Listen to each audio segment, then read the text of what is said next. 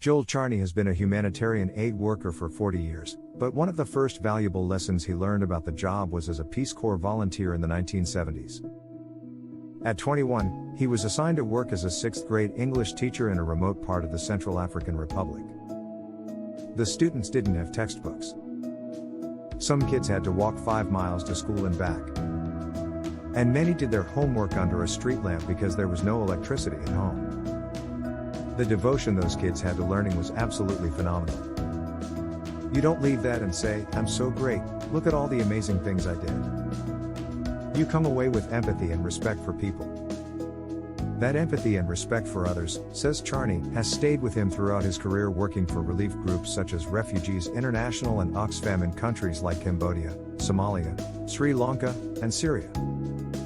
In June, he retired from his job as the U.S. Executive Director of Norwegian Refugee Council, one of the world's largest aid organizations. Charny, 67, reflects on his decades in humanitarianism, and explains why people shouldn't treat aid workers as if they wear halos. This interview has been edited for length and clarity. How do people react at parties when you tell them what your job is? There is an assumption that humanitarians have a halo over them. There is a tendency to give us the benefit of the doubt, that what we're doing is inherently good. That needs to be challenged. If you get 10 humanitarians at a party, we'll all be telling tales of things that have gone wrong. But when we face the public, we don't dare reveal the real challenges we're facing and the mistakes we make for fear of jeopardizing that upfront respect we get for being humanitarians. Do you feel like you have a halo? I don't walk around thinking I have a halo, but I do feel that people outside the sector put a halo around my work, whether I want it or not. How did you get into humanitarianism in the first place?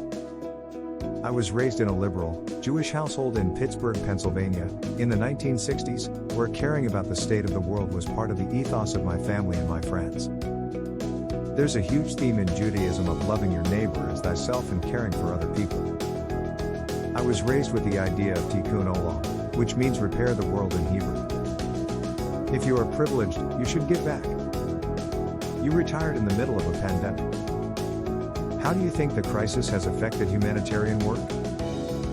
Of course, there was additional suffering that would not have taken place otherwise. But the pandemic proved to be way less of a hurdle than we expected. It was just one more complication in an already challenging environment. There were periods when expatriate staff were unable to return to a work location, but many organizations found ways to minimize disruptions.